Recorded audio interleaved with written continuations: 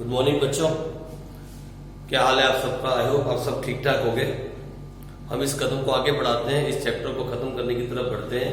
आ जाओ, इस चैप्टर में हम कल जिस टॉपिक पे थे उसका नाम था डिस्काउंट, और मैंने कहा था डिस्काउंट को अगर लैंग्वेज में, नॉर्मल लैंग्वेज में बात करें तो उसका मतलब है छूट, कंसेशन, रिबेट, हम इसे कुछ भी कह सकते हैं।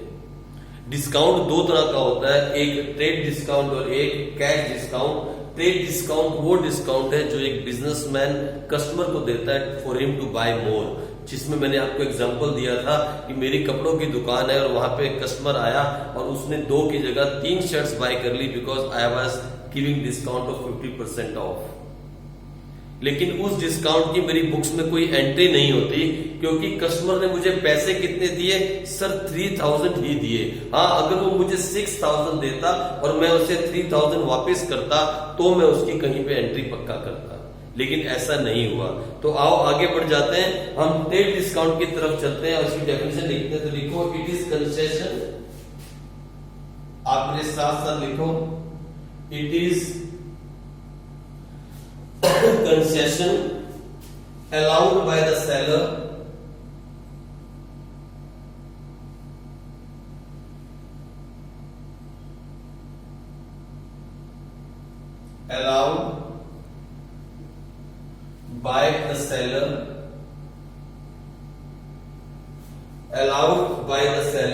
on the basis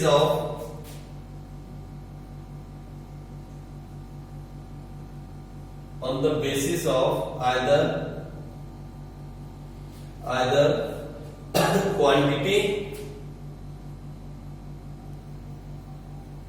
or value of goods। तो ये डिस्काउंट का मेन मकसद होता है अपनी सेल को बढ़ाना। इस डिस्काउंट का मेन मकसद होता है टू इंक्रीज द सेल। एक सेलर जब आप बिग बाजार में जाते हो और सामने लिखा आता है 40% ऑफ, 50% ऑफ, उनको ये नहीं मालूम होता कि आप खरीदने वाले हो कि नहीं। वो तो आपको लालच देते हैं 50% ऑफ का, कभी कभी 70% ऑफ तक। कभी कभी डोमिनोज वाले एक पिज्जा के साथ एक पिज्जा फ्री दे देते हैं। ये सब क्या है? ये सब ट्रेड डिस्काउंट है। जब एक पिज्जा के साथ एक पिज्जा फ्री मिलता है तो आप पैसा कितने पिज्जे का देते हो? सर 1 पिज्जे का। तो फिर जो एक पिज्जा फ्री मिला उसकी कहीं एंट्री नहीं होगी। It is a trade discount, it will not be entered anywhere. वो एक ट्रेड डिस्काउंट है। तो इसीलिए आओ इसी में आगे लिखिए फटाफट जल्दी से। Sales are recorded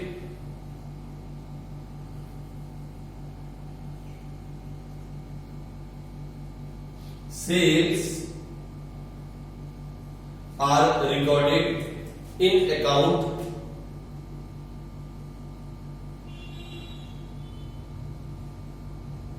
in accounts at net sale price, at net sales price। Sir ये क्या हो गया सर? अब नेट सेल्स प्राइस क्या होता है? तो लिखो इसका मतलब है net sales price equal to gross price minus trade discount. इसे ग्रॉस प्राइस भी कहते हैं, इसे एमआरपी भी कहते हैं, इसे लिस्ट प्राइस भी कहते हैं। कभी कभी आप दुकान पे जाते हो, आपने नोट किया होगा, कभी दुकान पे जाना और ये बात नोट करना अगर अभी तक नहीं किया, आप दुकान पे कुछ जाओ और बाय करने के लिए जाओ। क्या एग्जांपल ले सकते हो आप? एग्जांपल ले लो, मान लो रिफाइंड ऑयल की आप 5 लीटर का कैन लेने के लिए दुकान पे चले गए। आप दुकान पे जाना और ये बात नोट करना, वो इस तरीके से दुकानदार जो है वो डब्बे पे देखेगा, वो कार्टन पे देखेगा और बोलेगा 150, आप एक काम करो 140 दे दो। इवन बुक्स, जब आप बुक्स बाय करने जाते हो, बुक के ऊपर लिखा होगा 495, बोलेगा आप 450 दे दो। आपने इसको कितने पैसे दिए? सर 450। तो बुक्स में एंट्री कितने की होगी? सर 450। बुक पे लिखा कितना था? सर 495। तो कहा गया वो 45,000। वो ट्रेड डिस्काउंट है। वो कौन सा डिस्काउंट है? ट्रेड डिस्काउंट है। ये बुक शॉप पे भी होता है। आपने ऐसा नोट किया होगा, कभी कभी रजिस्टर आपने बाय किया है? जिसपे आप नोटबुक पर लिखते हो, उसके पीछे मैं एक बार कोशिश करता हूं आपको दिखाने की। आप देखो अगर ऐसा कुछ होगा, ये देखो अब इस रजिस्टर के पीछे यहां लिखा है MRP 85 रुपीज। कितना लिखा है? 85। तो क्या ये 85 का मिला? नहीं सर, 50 रुपीज का। कहां है वो? 35। वो ट्रेड डिस्काउंट है। आपने कितने पैसे दिए दुकानदार को? Sir 50 rupees. तो एंट्री कितने की करेगा बुक्स में? Sir 50 rupees. तो 35 कहां है? दैट इज सर MRP था वो जो 85 था, वो 35 तो ट्रेड डिस्काउंट हो गया। आप लालच में आ गए कि 85 की चीज ये दुकानदार मुझे 50 में दे रहा है, और आपने झट से 2 खरीद लिए, झट से 5 खरीद लिए। वो 35 जो उसने आपको दिया वो ट्रेड डिस्काउंट है, उसकी कहीं एंट्री नहीं होगी, क्योंकि हम अकाउंट्स के अंदर नेट सेल्स प्राइस की एंट्री करते हैं। वो प्राइस जो आपने दिया है, रियल में दिया है, और वो क्या होता है? MRP minus trade discount, gross price minus trade discount, list price minus trade discount. ये तीनों एक ही नाम है, अब भूलना नहीं। इससे ज्यादा एग्जांपल मैं आपको नहीं दे पाऊंगा। ठीक है जी, चलो आगे आ जाओ। सिमिलरली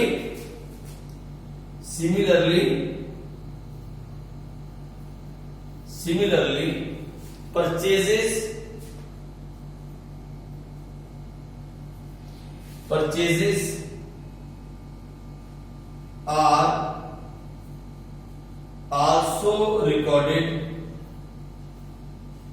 in accounts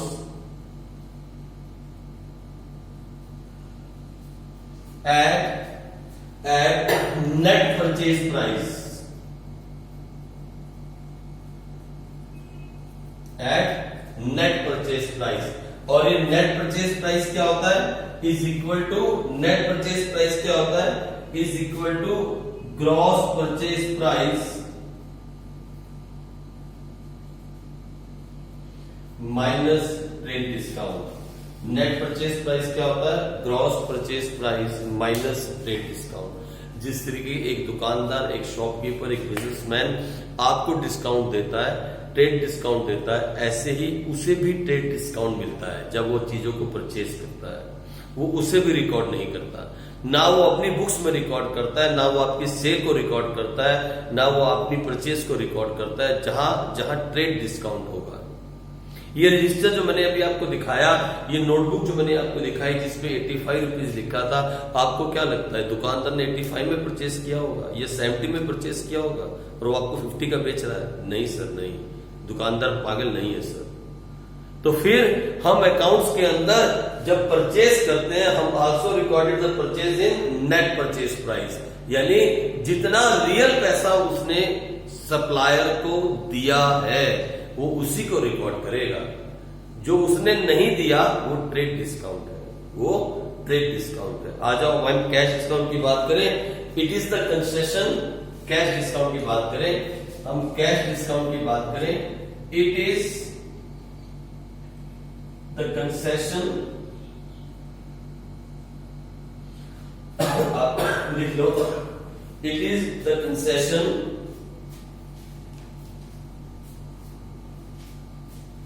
और rebate allowed to customers for making, sir आपकी हैंडराइटिंग बहुत गंदी होती जा रही है sir, customers for making timely और अर्ली पेमेंट। आपका ये नोट करना, अपने पापा से बात पूछना, अगर आपके घर पे कार है तो अपने पापा से बात पूछना कि पापा आपने कार कैश में ली है या आपने ये कार लोन से ली है या आपने ये कार इंस्टॉलमेंट में ली है।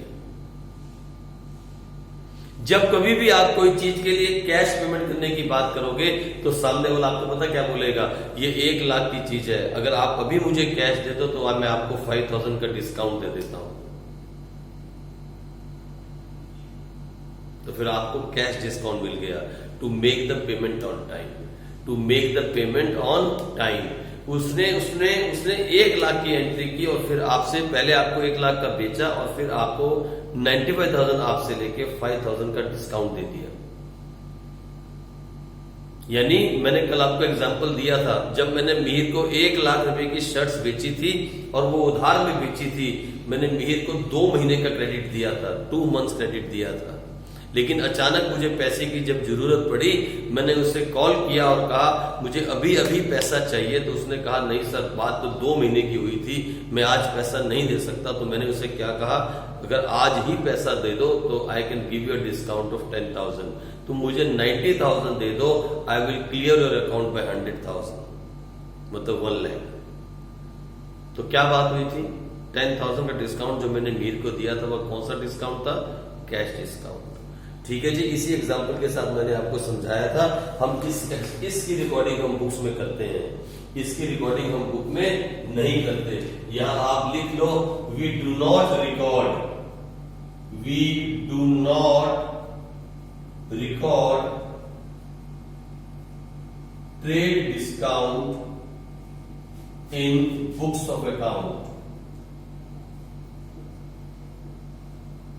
We do not record trade discount in books of account, कभी भी नहीं।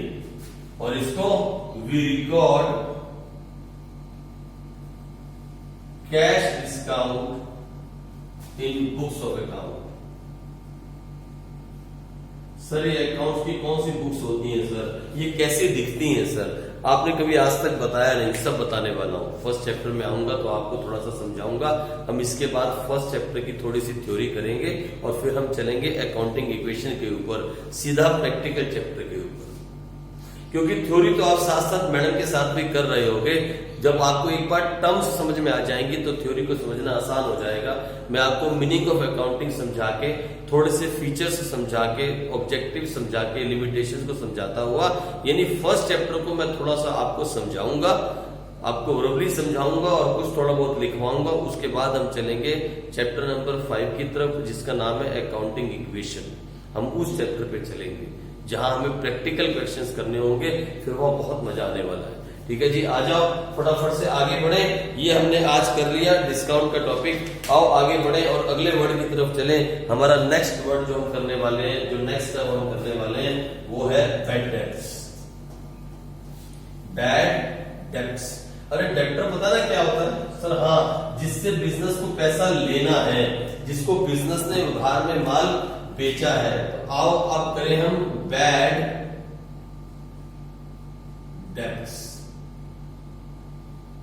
सर आधा आप बड़े में लिखते हो, आधा छोटे में लिखते हो, हम कंफ्यूज हो जाते हैं। बैड डेट्स, इसे हम क्या कहते हैं? बैड मैंने क्या होता है, बैड मैंने क्या लिखे, खराब, और डेब्ट मैंने कर्ज। यानी जिनको आपने उधार दिया और अब वो आपका उधार नहीं चुका पाएंगे। सर ऐसे कैसे नहीं चुकाएंगे सर? हम उन्हें पकड़ लेंगे सर, हम उन्हें कोर्ट ले जाएंगे। अरे अगर कोई मर गया तो? आपने किसी को अपनी दुकान से आज माल उधार दिया 10,000 का, उसने माल को गाड़ी में रखा, गुड्स को गाड़ी में रखा, और जैसे ही रोड पे गया पीछे से ट्रक आया और उसने ट्रक ने उसको उड़ा दिया, मर गया वो। किससे मांगोगे पैसा?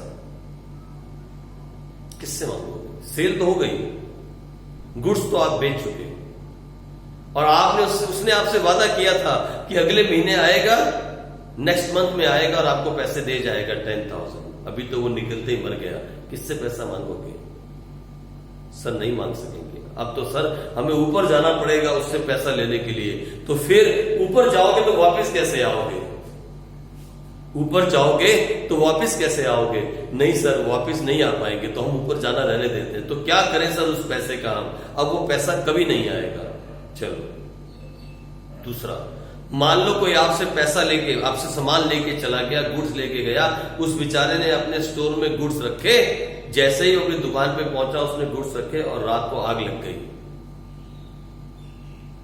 सारे गुड्स जल गए। अब आप उससे पैसा मांगने के लिए गए, उसने कहा ये देखो, ये हालात देखो, ये सब कुछ जल गया था, मैं कुछ बेच नहीं पाया, मेरे पास तो पैसे देने के लिए अब है ही नहीं, मैं तो अब दिवालिया हो चुका हूं, मेरे पास कोई पैसा नहीं है। अब क्या उससे आप पैसा मांग पाओगे? नहीं मांग पाओगे।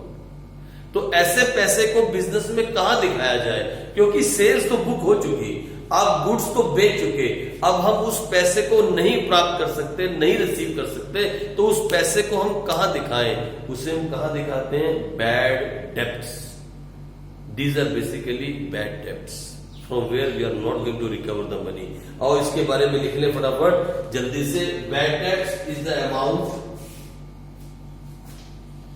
Bad debts, bad debts is the amount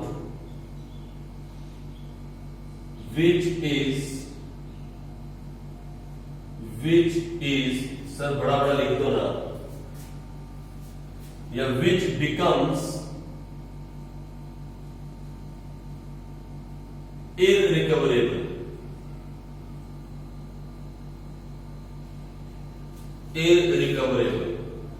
which becomes irrecoverable from debtors.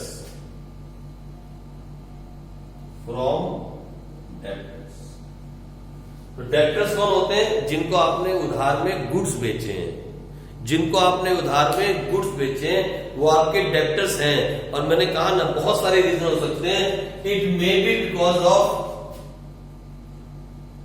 It may be because of, क्या कह सकते हैं? It may be because of death. मर गया भाई, आपके सामने मर गया, पैसा किससे मांग रहे हो? और इंसॉल्वेंसी, और loss, loss due to fire और थेफ्ट। कोई भी रीजन हो सकता है। एक डेब्टर जिसने आपसे उधार में सामान लिया, उसका अगर पैसा वो आपको नहीं दे रहा है तो बहुत सारे रीजन हो सकते हैं, बहुत सारे रीजन। या तो वो मर गया, अब आप पैसा नहीं रिकवर कर सकते, या बेचारा दुकान पे अपने सामान रखा था, चोरी हो गया, या आग लग गई, या उसके सिर पे इतना उधार हो गया कि वो अब इंसॉल्वेंट हो गया। इंसॉल्वेंट क्या हो गया? इंसॉल्वेंट। इस वर्ड के बारे में भी लिखवाता हूं। वो इंसॉल्वेंट हो गया, जिसे हम हिंदी में कहते हैं दिवालिया हो जाना। अब उसके पास कुछ नहीं है, सब बैंक वालों ने आके उसकी प्रॉपर्टी को जब्त कर लिया एंड ही बिकम इंसॉल्वेंट। या कभी कभी कुछ ऐसे भी कस्टमर होते हैं, कुछ ऐसे भी अश्विन जैसे कस्टमर होते हैं जो सामान लेके आपसे जाएंगे और पता क्या बोलेंगे जब आप पैसा मांगने जाओगे? जा, मैं नहीं देता, जो करना है कर ले, नहीं देता पैसे, जो करना है कर ले। ऐसे भी कुछ कस्टमर्स हो जाते हैं। कुछ ऐसे भी दादा टाइप कस्टमर्स होते हैं, अश्विन जैसे कस्टमर्स होते हैं जो पता है क्या बोलते हैं? अब मैं नहीं दूंगा पैसे। और आप तो बिजनेसमैन हो, आप थोड़ी ना फाइटर हो, आप थोड़ी ना लड़ने वाले हो, आप तो बिजनेसमैन हो। आपने तो ट्रस्ट करके उसे उधार दिया था, अब वो नहीं दे रहा पैसे, मना कर दिया उसने। जो आपसे बनता है कर लो सर, मैं पैसे नहीं दूंगा, जो आपसे होता है आप कर लो। अब बोलो ना, कहां लड़ने जाए सर? अरे बिजनेसमैन है, थोड़ी यहाँ पे फाइटर हैं, थोड़ी फाइट कर सकते हैं। तो वो भी बैड डेब्ट्स चला गया। बहुत सारे ऐसे रीजन हो जाते हैं बैड डेब्ट्स होने के। ये वो अमाउंट है which is irrecoverable, means which can not be recovered from the debtors. ठीक है जी, आओ आगे बढ़े। फिर एक वर्ड यहां पे आया इंसॉल्वेंट। इंसॉल्वेंसी क्या होती है? तो लिखो इनसॉल्वेंट पर्सन कौन होता है? इनसॉल्वेंट पर्सन ये कौन होता है? आ जाओ। इनसॉल्वेंट पर्सन कौन होता है? Is a person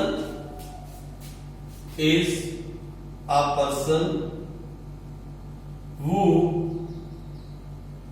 is not in a position to pay his debts.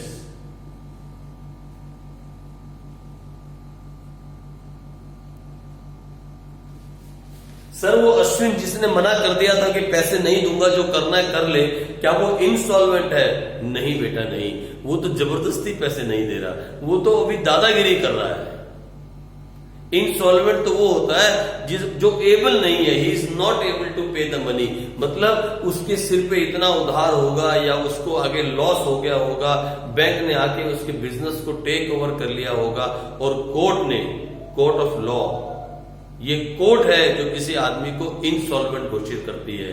ये कोर्ट बताती है कि आदमी अब इनसॉल्वेंट हो गया है, इससे पैसा ना मांगा जाए, इसे ब्लैक लिस्टेड कर दिया जाए। ये आदमी दिल से पैसा देना चाहता है पर इसके पास अब सच्ची में पैसा नहीं है, ही बिकम इनसॉल्वेंट। इसे हम हिंदी में बोलते हैं दिवालिया होना। आ जाओ, एक होता है सॉल्वेंट पर्सन। अब ये कौन है? Who is able to pay? तो solvent person कौन है? Is a person who is in the position, who is in the position to pay his debts. Solvent कौन है? Who is in the position to pay his debts. आओ इसे भी आप लिख लो, फिर हम आगे चलते हैं, आगे बढ़े और डेफिनेशन लिखें प्रोप्राइटर की।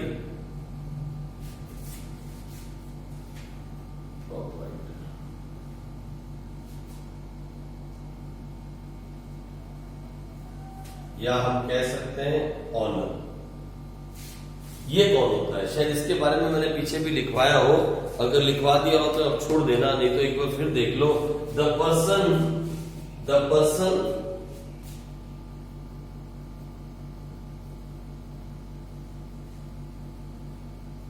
who commence, the person who commence business and bears all risks associated with business.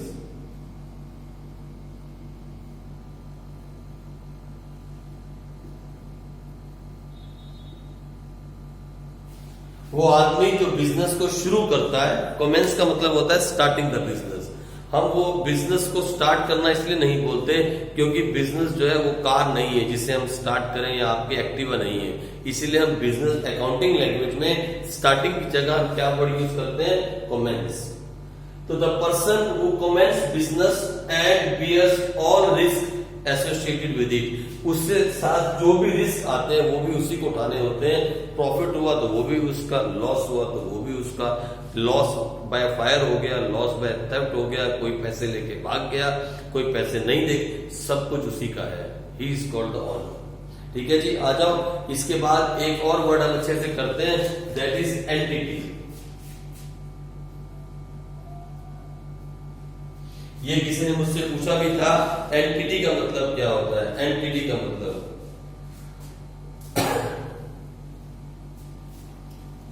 It means an economic unit, it means an economic unit which performs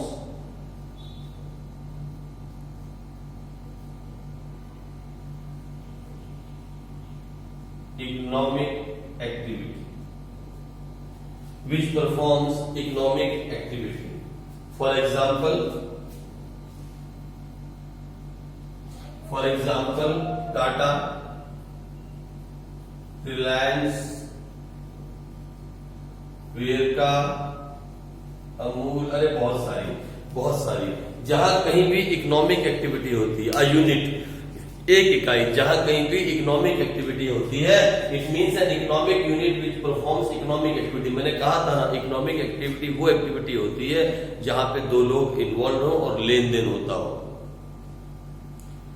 जहां पे दो लोग इन्वॉल्व हो और लेन देन होता हो। सर गुरुद्वारे में इकोनॉमिक एक्टिविटी नहीं होती, सब मंदिर में इकोनॉमिक एक्टिविटी नहीं होती, वहां पे मोटो पैसा कमाना नहीं है।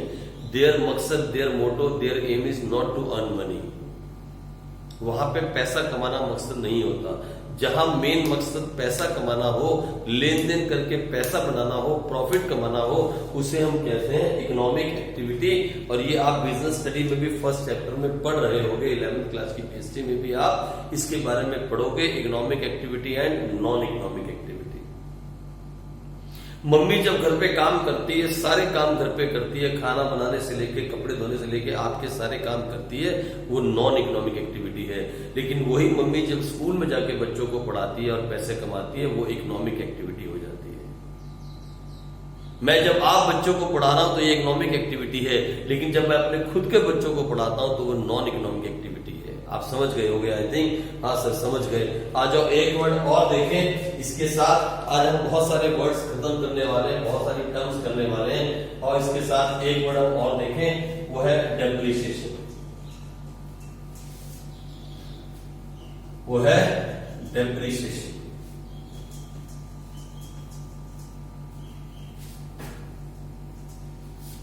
वो है डेप्रिसिएशन।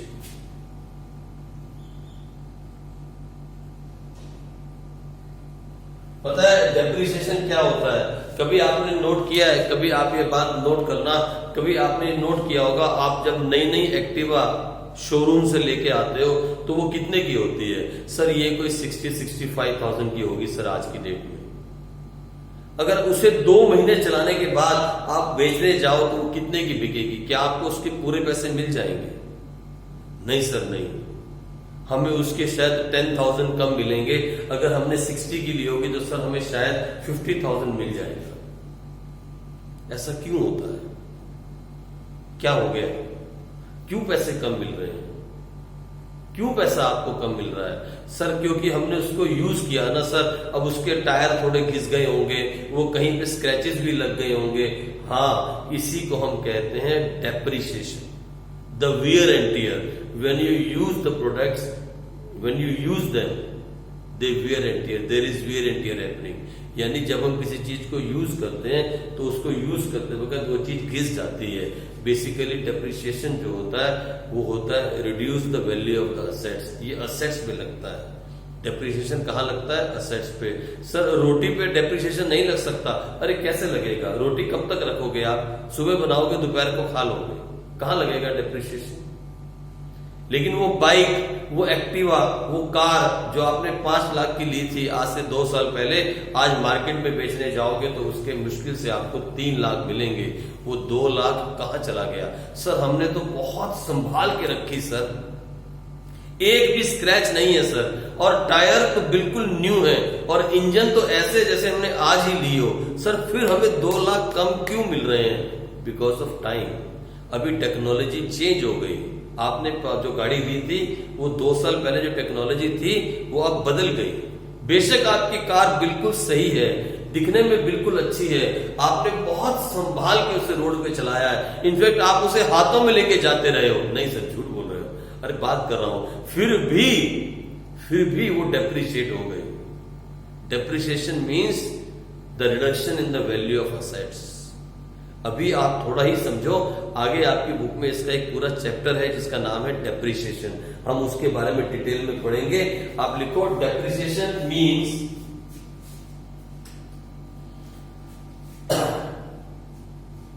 क्या लिख रहा हूं? डेप्रिसिएशन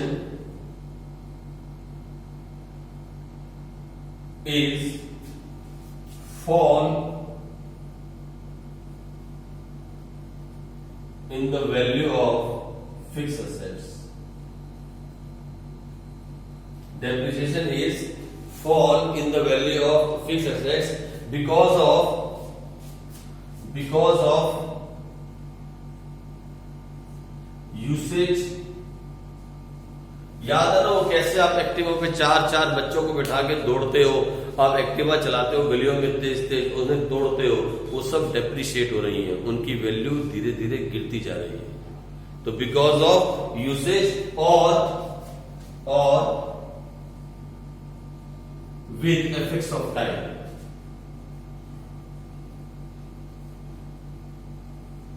मैंने कहा ना, अगर आपने चीज को बहुत संभाल के भी रखा है, बहुत ज्यादा संभाल के भी रखा है, तब भी वो डेप्रिशिएट हो जाती है, क्योंकि टेक्नोलॉजीज में चेंजेस आ जाते हैं, क्योंकि चीजें अब बदल जाती हैं।